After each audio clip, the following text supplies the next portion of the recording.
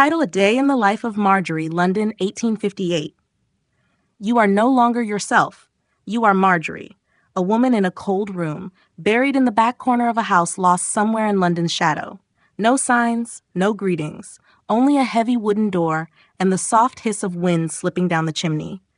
Outside, the city still sleeps, or tosses and turns beneath the ghostly fog of a January dawn. Your eyes open, not because you've rested, but because your body has lain still too long to bear it. Exhaustion doesn't vanish, it simply shifts. From the ache in your back, pressed into a thin mattress, to the cold biting your feet where the blanket fails to reach. There's a ritual. Each morning, your hand finds the chipped white mug by the bedside, the last thing in the room that's truly yours. You cradle it in both hands, not because it's beautiful, but because the fading warmth inside delays that moment when your feet must touch the freezing wooden floor. The water in the clay jug has turned to ice overnight. Your fingers flinch as you pour a little into the copper basin. You wash your face, not to wake yourself up. No one truly wakes from sleep like yours, but because it's what must be done. The air smells of cold ash, last night's boiled cabbage, mildew in the damp cloth, and something faint and sweet. Cheap perfume, perhaps, or just a trick of memory. Your body has learned to shut out what it doesn't need. It holds on only to what it must to keep going. You dress nothing grand. A faded brown dress, hem mended with a scrap of mismatched fabric. The corset clamps your ribs and hips, keeps your back straight, but turns every breath into a chore. Outside your door, Anne passes you, another girl. No words, just a nod. Enough to say, I see you, you're still here. And that's all that needs saying. You don't go upstairs, where the clients are. You go down, into the narrow, dim corridor leading to the kitchen. A few women are already there, holding mismatched cups filled with cloudy tea. A pinch of sugar, if there's any left, is passed around in silence. No laughter, no weeping, just the heavy hush of morning, a sacred quiet, because peace only exists before the clients arrive. People like to say sex work is selling your body, but for you, the body is just surface. What you really sell is time. Your softened voice, your careful eyes that know not to meet theirs too long, the gentle way your fingers move, careful not to injure a stranger's pride. You know every creak in this house, every groan of the stairs, every hook on the wall where coats hang crooked. Familiar but never home. Here, you don't get to choose. Not who walks in, not who touches you, but you keep your pride in small things. Washing your cup every morning. Folding your blanket just so. Never letting a client see you cry. Sometimes, in the brief pause between one man leaving and the next arriving, you look out the window. Not to dream, but to remind yourself the world still exists, even if it's no longer yours. You used to like raspberry jam. Now even the word jam feels too rich, too far away.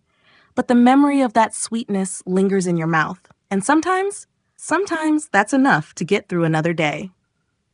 You think about the women who once slept in this bed, wore the same dress, drank the same weak tea. You wonder, did they feel this tired too? You'll never know. No one speaks of it. And when they vanish like smoke, leaving behind nothing but a worn scarf or a slip of unpaid debt. There's something strange about this work, the false intimacy.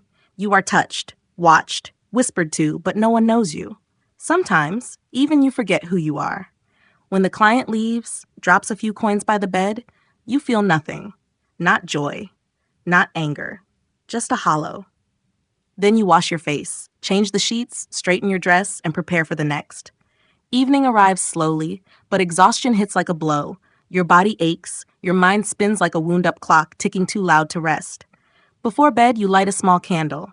Not for light, but to chase away the smell of ash and damp. You sit on the edge of the bed and brush your hair. No mirror, no good night. Just the rhythm of the bristles, strand by strand, a quiet reminder to yourself, I'm still here, I'm still a person. Then you lie down. The room is cold, the night is long, but you've survived one more day, and tomorrow will begin again. No glamour, no love, just a woman named Marjory, living between ash and silence, searching for one small reason to go on. The back kitchen, London. Tucked away at the end of the hallway, the kitchen had never been repaired. Not since the last owner, whoever that was. The floor tiles, dulled by decades of use, were cracked in places, like the lines etched into an old woman's hand. No one paid them any mind. Everyone here had long since learned how to live among things that never got fixed. Marjory entered like a shadow. No footsteps, no greeting. In the corner, a kettle whispered its quiet boil over a coal stove. The scent of steaming water mingled with burnt wood and damp fabric, a dim, gray symphony, but familiar. Familiar enough to make her feel like she still belonged somewhere. A tin mug was filled, hot water and the last shreds of tea leaves used one time too many. No one complained. No one expected more. A spoonful of sugar, if any was left, was passed silently hand to hand, like some rare treasure. Those who had it shared it with those who didn't. No thanks were needed. Everyone understood. Yesterday it might have been you, today it's someone else's turn. Morning light slipped feebly through the grimy window, not bright enough to show anyone's face in full. And no one wanted to be seen anyway. The puffiness beneath eyes, the faint red marks along jawlines from corsets worn too tight, the quiet bruises of the night before, none of it needed explaining. Clara sat in the far corner, always the same place. She claimed it was warmer there, but everyone knew it was for the wall, so she could turn her back to the world, a habit you pick up when you need to survive. Martha sat by the sink, gently rubbing her wrist as if easing away a pain that didn't leave marks. No one spoke of the men, not in the morning. This hour was sacred, caught between two worlds, not yet work, but no longer a dream. Marjory held her cup in both hands. The warmth slid into her fingers, softening the chill left over from the night. She couldn't remember the last time she'd had a proper cup of tea. Perhaps before she left home, before everything changed, before anyone called her by names that didn't belong to her. Now they called her by sweet names, soft, pretty things that were never hers. Each girl had her own, each name designed to please, to tempt, but none of them real. Clara mentioned the weather. First words spoken in the kitchen that day. Colder than yesterday, she murmured. Could snow. Someone sighed. No one answered, but the sigh was heard and understood. Silence here wasn't emptiness, it was language. A kind of speech only women like Marjory and the others could understand. It was in the way their eyes met, in the tilt of a head, in how they set down their mugs without a sound. When the kettle ran dry, someone stood to tend the coals. No one asked. It was just what one did, the repetition of small, ordinary movements that didn't serve efficiency, but kept the mind from drifting too far. Washing cups, hanging cloths, wiping the table, folding aprons. Each task, however small, was an anchor, tethering them to reality, however cruel it may be. Marjory looked down into her empty cup. She turned it over on the wooden shelf by the sink. The soft clink of tin against wood rang out, dry and sharp, a sound that marked the halfway point of the morning. She glanced back once at the kitchen before stepping out. Faint footprints lingered on the worn tile floor, traces of girls who had just passed through, quietly bracing themselves for the day ahead.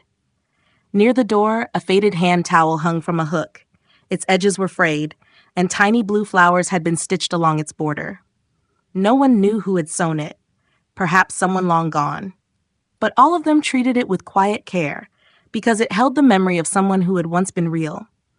Before she left the kitchen, Marjory paused, not to say anything, not to do anything, just to be still, for one fleeting moment. The silence here never lasted long, but in those few stolen minutes at the start of day, it was the only freedom left. Then she turned, straightened her dress, and walked on. Because, like every day, the clients would soon arrive, and the performance would begin again. Work Without Intimacy, London, 1858.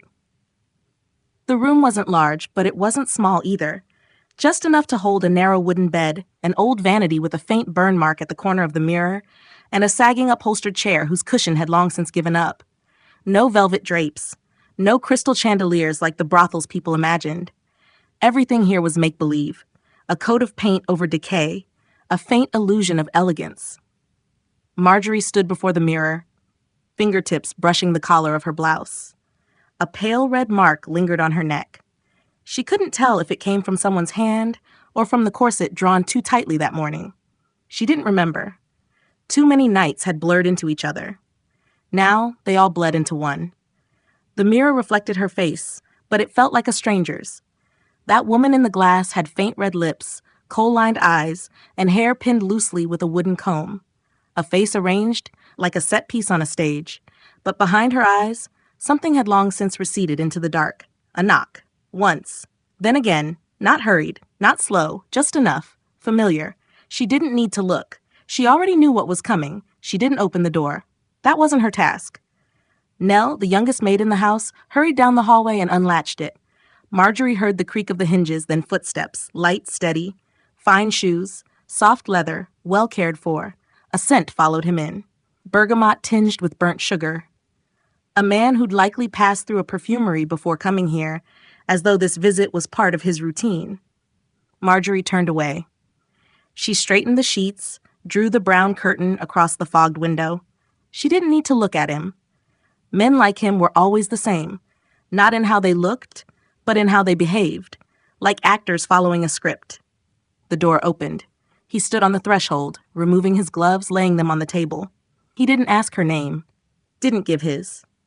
That was part of the unspoken agreement, that this wasn't a meeting between two people, but between a man and the role he'd paid her to play. Marjory smiled, not from joy, but because it was expected. A soft, practiced smile, just enough to make him feel welcome, not too much to make it seem real. "Would you like something to drink?" she asked, her voice gentle, as though she were hosting him in a parlor, not in the room where he'd paid to touch her. "No need," he replied, unbuttoning his coat and hanging it neatly. She stepped forward, smooth, familiar movements, not rushed, not stiff, each gesture carefully choreographed but not mechanical. She'd mastered the art of pretending just enough to make it feel natural to those who needed to believe it. No one spoke about what was coming. It simply happened, like breathing, like washing your face in the morning. There were no kisses, no longing glances, only flesh against flesh, an exchange, a closeness with no weight. And then, it was done. The man sat up and buttoned his shirt. He didn't touch her again, didn't meet her eyes. Just reached into his coat, took out a coin, placed it gently on the fireplace mantel and turned to go. No words, no goodbye, no see you again. The door closed behind him, softly, silently. Marjory remained seated, her back turned to the coin. She didn't move right away. She needed a moment. Not to rest, but to separate herself from the role she just played. There were no curtains to fall, no audience. But every time a client left, she had to close the act by sitting in stillness for a few minutes, listening to the wind outside, feeling her body again as if for the first time today. Then she stood, changed the sheets, folded the blanket, wiped down the table, pulled a loose strand of hair from the pillow. Everything returned to place, as though no one had ever entered. The man's cologne still clung to the air. Marjory cracked the window open, let the wind carry it away. She didn't want to remember his name, didn't want to remember his face, didn't want to keep anything. In the vanities drawer was a small piece of old linen. She dipped it into cool water, wiped her hands, her neck, then folded it neatly. A small ritual, a quiet reminder to herself, I am still human. There was no time to cry after each encounter, no room for feelings. Because if you allow yourself to feel, you may not be able to go on. As she stepped out of the room, Marjory didn't look at anyone. But she knew, across the hall, another door had just opened. Another girl had stepped out. Her scene now finished too. They said nothing. But in the brief glance as they passed, there was a silent understanding. We're still here. We haven't fallen yet. And for now, that was enough. Between survival and performance, London, 1858. There is a sliver of time in the day that no outsider ever sees. A fragile silence, passing like breath between two chimes of a clock. It comes after the soft click of a closing door and before the next set of footsteps echoes down the threadbare carpeted hall. It's not a break. There are no breaks here. Only pause, a quiet void where every body is drained, but the mind must still maintain a posture, a shape. Marjory returns to the kitchen. Not because she's hungry, but because it's still warm. Someone has refilled the old kettle. Steam rises, blurs the glass of the small window. The other girls are already seated. No one speaking, no one smiling. They sit like old objects returned to their places, each with a cup of tea cupped in their hands, as if it's the last warm thing left to believe in. In the corner, Martha washes a face cloth. She moves carefully, quietly, like a woman who's done this her entire life. Her hands tremble slightly, not from cold, perhaps from fatigue, perhaps from all the long, nameless nights behind her. Clara leans against the windowsill, gaze lost beyond the fog, into the city that forgets them. No one knows what she's thinking. But that look, distant, dulled, is something they all recognize. They don't look at one another, but they feel each other's presence. Like invisible threads tied between bodies, holding them together in silent sisterhood. On a low stool, a new girl, Ma, sits stiffly. Her shoulders are tense, as if bracing for a touch that might come without warning. Her knees pressed close, hands clenched, nodding too much, smiling too quickly, a mask too loose, a role not yet mastered. And every other woman in the room knows, if she stays like that, she won't last. But no one says a word. Here, you don't teach survival, you demonstrate it. Those who watch closely enough will learn. Those who don't, disappear. Lily pours more tea. Her fingers are red, split at the joints. She says it's the weather, but everyone knows the real reason. Too many nights washing linens in water so cold it numbs the bones. She hands the cup to Ma without a word. Ma takes it, murmurs thanks. Lily only nods, no smile, no comfort, just action. On the wall, a tired clock ticks. Time keeps moving, but no one feels it that way. Each day plays out like the same tired song, and still you must keep dancing, even when your feet are sore, even when your shoulders ache. Marjory stares into her tea, now gone cold. The leaves have unfurled, settled at the bottom like sorrow too heavy to lift. She can't remember her last proper meal. Last night's supper was a slice of hard bread smeared with lard, but her stomach is used to hunger. It no longer growls, just whispers, endlessly, patiently. Someone mentions the weather. Might rain tonight. No one replies. Another girl recalls a regular client, a man whose cologne smelled like her father's. There's a brief laugh, soft, bitter. Familiar scents are no longer comforting. They're warnings now. A quiet voice says, "The doctor's coming this afternoon." No response. But the air in the kitchen shifts, as if a cold wind had swept in, though no door was opened. Health checks aren't bad, but they remind you, your body is not yours.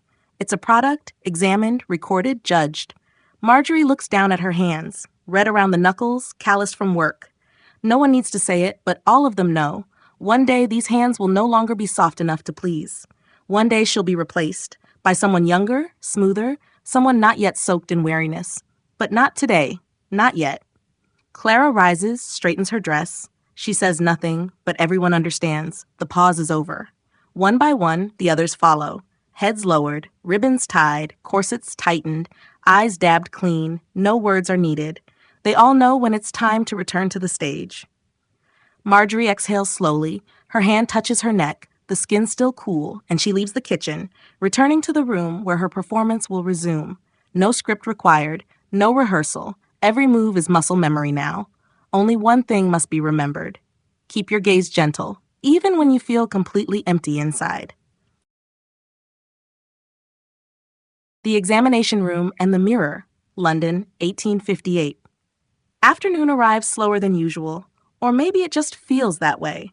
An illusion conjured by the gray light bleeding through the window and the dull, lifeless ticking of the kitchen wall clock. Each second passes like a thread pulling taut the atmosphere, weighing it down with quiet, shapeless dread. They wait. No one says it aloud, but everyone knows today is the doctor's day. A ritual, as regular as changing bedsheets or pouring tea, but nothing about it is simple. It is a cold reminder. Your body is no longer your refuge. It is inventory, and inventory must be inspected. Marjory stands in the kitchen, her fingers resting on the old wooden table. Beside her hand, a faint scorch mark from a teacup left too long last winter. No one's bothered to scrub it out. No one cares. Marks like these become part of the place, like the quiet scars that live on the women themselves. On the table lies the medical list, neatly written, each name in order, like entries in a ledger. No sentiment, just names and times. Mrs. Aldridge's handwriting is there, firm, sharp, unmistakably hers. Nothing wasted, nothing spared. The examination room used to be a sitting parlor. Now it's cloaked in curtains, lit by muted lamps, and scented faintly of antiseptic, a smell that's both sterile and strangely dishonest. A white painted table stands in one corner, beside a floral-covered chair. Near the window is a full-length mirror, its carved wooden frame worn smooth with time. The mirror isn't necessary for examinations, but it's always there, always, like a silent witness. Marjory's name is first. Not by choice, just alphabet. A careless order. She rises, her boots tapping gently on the stairs as she ascends. Mrs. Aldridge is waiting at the top of the hall, ledger in hand. She nods once as Marjory enters. No greeting, none needed. Everything happens here as if following a script no one wrote, but all have memorized. The doctor is a short man, his hair peppered with gray. He wears gloves, never holds eye contact long, efficient, not cruel, but not kind either. Sit, he says. She obeys. Eyes, mouth, throat, quick questions. No time for answers. His pen scratches out words at speed, small, tight handwriting, detached. The mirror catches the lamplight. Marjory glances at it, and there she is. Herself, but not. A woman with her blouse half loosened, shoulders slumped with fatigue, hair loosely tied, a faded bruise on her left shoulder. The mirror doesn't judge, but it does force you to look, to see what you often try to forget. She doesn't feel shame, but there is no pride either, only nothing. A clean, hollow space inside, where once perhaps there was more. When the examination ends, the doctor nods to Mrs. Aldridge. She scribbles something in her book and gestures for Marjory to leave. As she turns to go, Marjory looks back at the mirror, and in that flicker of a glance, she sees all the versions of herself who have stood here before. Marjory at 18, clumsy, uncertain. Marjory at 22, with a practiced smile and hidden grief. And now, Marjory who is steady, quiet, no longer sure where truth ends and performance begins. She walks back downstairs. In the kitchen, Clara looks up and meets her eyes. No questions, just a single soft nod. A nod that means, you're still you. You're not marked. You're not crossed out yet. Marjory answers with her own quiet nod, then sits down and pours herself a cup of cold tea. Her hands don't tremble, just stillness, like the air before a storm that never comes. Martha is next. She coughs gently as she rises. Everyone hears it. Everyone knows it hasn't gone away. But no one says a word, because words won't fix it. And sometimes silence is the only kindness left to give. Outside, the sky darkens. One gaslight flickers on, then another, then another. The city begins its nightly transformation. The lamps don't just push back the dark, they signal what's to come. Night. And with night, a new performance. Marjory doesn't leave the kitchen just yet. She wipes her teacup clean with her sleeve. Around her, the other girls prepare too. Quiet rituals in the backstage of this old, tired theater. She doesn't know who will walk into her room tonight, but she knows she will smile, knows how to fix her hair just right, knows how to follow the rules, all the ones that matter. It isn't surrender, not pride either, just the way to continue. In the center of her palm is a small scar from a broken glass months ago. The blood ran thick that night, but she made no sound, just rinsed it under cold water, wrapped a cloth, and went back to work as if nothing had happened. That scar is part of her now, like her name in the ledger, like the cold tea every evening, like the silent mirror in the examination room. They record the fragments of a life with no glamour, no triumphs. But survival, that too, is a kind of victory. There is no bell that signals nightfall, only a subtle shift in the air, as if the house itself tightens its ribs, bracing for another night of being what it must. No call, no summons, no one says a word, but everyone knows. It's like an invisible tide rolling in. And each woman in the house feels it rise in her bones, the same way fishermen know the turn of the sea. Upstairs, floorboards begin to creak under slow, practiced steps. Doors open, corsets are pulled tight, hair pinned back with the same old brass clips. Marjory moves through this rhythm without thought, returning to her room, where a small dusty mirror reflects a face that is hers, but not quite. She adjusts the corset, smooths the frayed collar of her dress. She isn't trying to look beautiful, just solid enough to carry the weight of the role she's played 1,000 times before. Outside in the hall, Clara passes. No words, but their footsteps fall in time, like dancers stepping onto a stage they've tread so many nights before. They know where each board creaks without needing to look down. Gaslights hiss softly downstairs. The scent of kerosene mixes with lavender oil. Cheap, but determined. A few carnations have been shoved into a vase. No one believes they're lovely, but at least they're trying. Guests begin to arrive, not in a rush, not loud. They enter like fog through a half-open door, quiet, polite, but heavy with expectation. Marjory descends the stairs slowly. Mrs. Aldridge stands in the corner, her eyes scanning the girls like a director checking props before the curtains rise. She doesn't speak, doesn't smile. But if your hem is crooked, if your hair's fallen loose, she'll look at you in a way that makes you feel no taller than the teacup in your hand. Marjory passes Martha. They don't speak, but their fingertips brush, just for a moment. Just enough. Allies. The first client of the night arrives on cue. Velvet coat, thick cologne, a small gold ring on his little finger. She's seen that ring before, not on him, but on another man last winter. Funny how objects return, but people don't. He smiles, and Marjory returns it, the same practiced smile she's worn for 5 years. Not too warm, not too hollow, just enough to make him feel like this moment belongs only to him.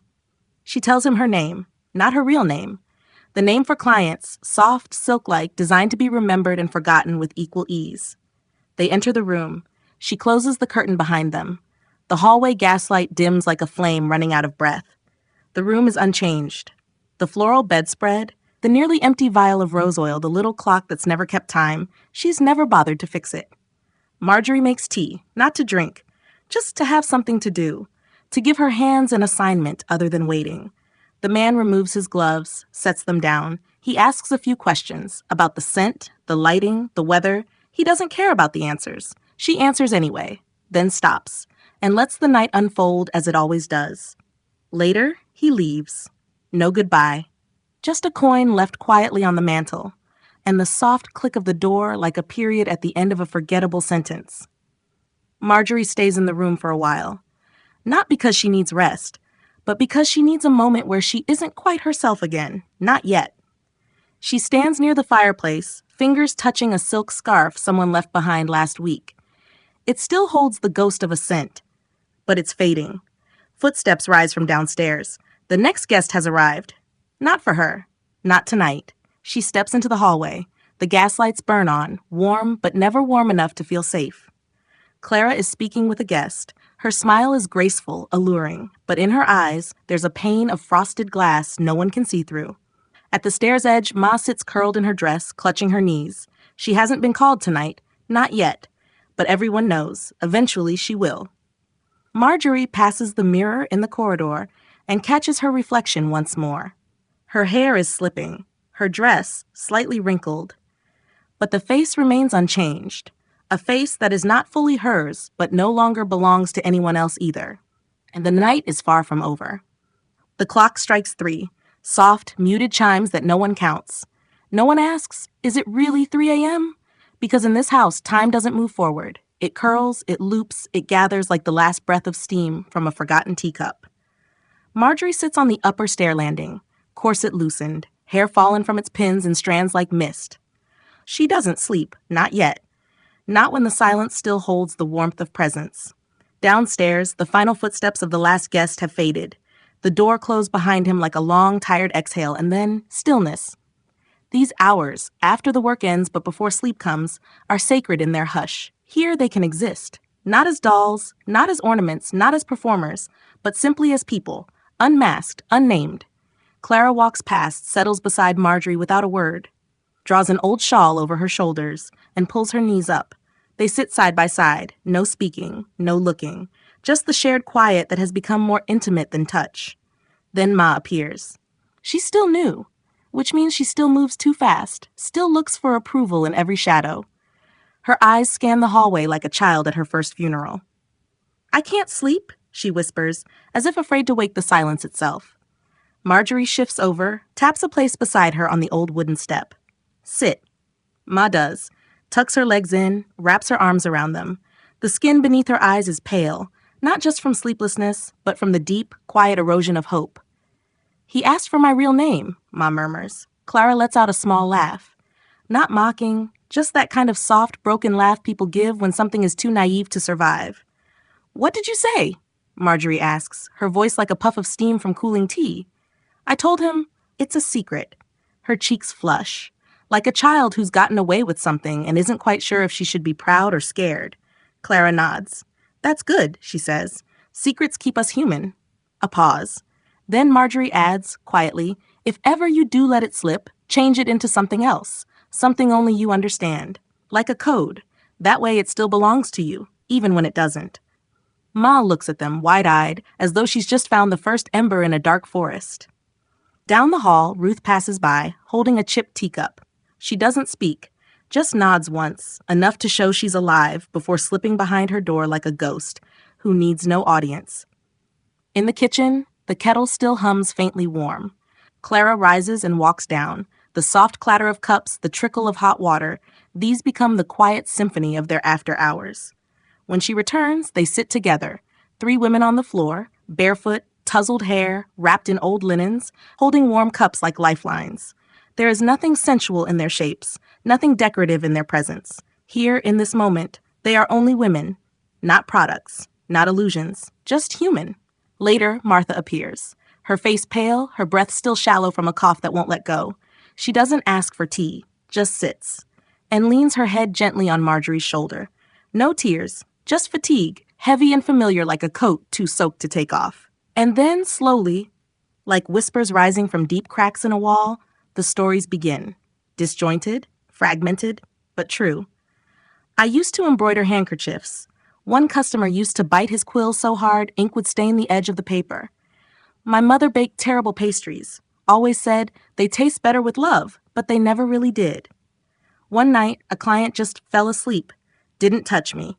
He just slept. I lay next to him, and it felt like I borrowed my own body back for an hour. None of these stories are dramatic. None are remarkable. But each one, soft and incomplete, lands with a quiet, honest thud like a stone dropped into still water. Truths never told in daylight, but always safe in the hush between 2 lanterns. Outside, a breeze brushes the fogged glass. A cat yowls faintly in the alley. Somewhere, a bread vendor calls out. Too early. Or maybe too late. We don't talk about men here, Clara says finally, voice raw. Not because we're afraid, but because they stop mattering once the night ends. No one disagrees, but everyone understands. Eventually, they part. One by one, they return to their rooms. No good night. That would imply certainty, a promise of sleep or peace. Marjory is the last to rise. She gathers the cups, washes them, dries them with an old cloth, each movement slow, almost clumsy, as if touching something precious that might dissolve if rushed. She returns to her room. It is dim. The candle burned halfway. And there it is, the mirror. Always watching, never blinking. She glances once, just long enough to recognize the face. Not beautiful, not broken, just a face that is still here. She lets her hair down, unlaces the corset, and exhales slowly. Tonight, there will be no dreams, only truths and silence, and a few scattered fragments of memory falling like ash onto cold floorboards. Before dawn, where breath and dreams meet, there's a strange moment, lingering somewhere between darkness and light, between endings and beginnings. It is not night, but not quite morning. Just a soft gray in between, where the whole world seems to hold its breath for a beat. Marjory woke before dawn. Not because of a noise, not because of a nightmare, just because her body had grown used to waking before anyone called. She sat up slowly. The blanket was still warm. In the small room, the candle had long since gone out. Only a faint light slipped through the thick curtain, a light not strong enough to see clearly, but just enough to feel the creeping chill in the air. The mirror on the table was still there, reflecting a vague silhouette. Unclear who it was. That was fine. Some mornings, it's better not to face yourself. She reached for a cloth, rough and stiff, the kind used to wipe faces, bowls, everything. Nothing was personal here. Every item had passed through someone else's hands. She washed her face with cold water from the ceramic pitcher by her bed. The water had no scent, neither sweet nor foul, just the only thing left that made her skin feel alive. Downstairs, no one was up yet. The house was so quiet that if you listened long enough, you could hear the walls breathing. No one spoke at this hour. No one walked heavily. Every movement was slow, cautious, as if the house might shatter if someone breathed too hard. Marjory stepped into the kitchen, her bare feet meeting the cold tiles. She placed the kettle over the small coal stove. The fire hadn't caught yet, only a faint red glow beneath thick ash. She didn't hurry. No one hurried here. No one could. Slowness was a form of survival. After a while, Clara appeared. She said nothing, just nodded and reached for a clay cup. Then Ruth, then Lily, each with her own shape, her own step. But all of them shared one thing, a nameless fatigue that couldn't be hidden. They sat around the table, No one ate breakfast. Just tea. Weak, slightly bitter, warm enough. And for a strange, fleeting moment, they looked like ordinary women. No makeup, no forced smiles, no roles to perform, just human beings with tangled hair, calloused hands, and eyes that held both sorrow and clarity. Sometimes they shared small stories. Last night I dreamed of a field. The grass came up to my knees, no one was there, just wind. I dreamed I went back home, but the house was gone. Just an empty patch of dirt. Not sad, not happy, just empty. I dreamed I was asleep. Just that, truly asleep. No dreams, no jolts. Those small dreams, seemingly meaningless, were the truest places they ever lived. Because in dreams, there were no clients, no madam, no price to be paid. Clara placed her teacup down and whispered, "I once wanted to be a teacher." The sentence fell onto the table like a drop of water into silence. No one laughed. No one asked why it didn't happen. They just nodded, as if each of them had once wanted something too and had all let it go. When the first light spilled through the curtain, they rose. Cups were washed, chairs pushed back. No one spoke of a new day beginning, because they all knew the new day doesn't begin. It just continues. Marjory returned to her room. On the table sat an old letter, its edges frayed. No address, no ink stamp, just a single handwritten line.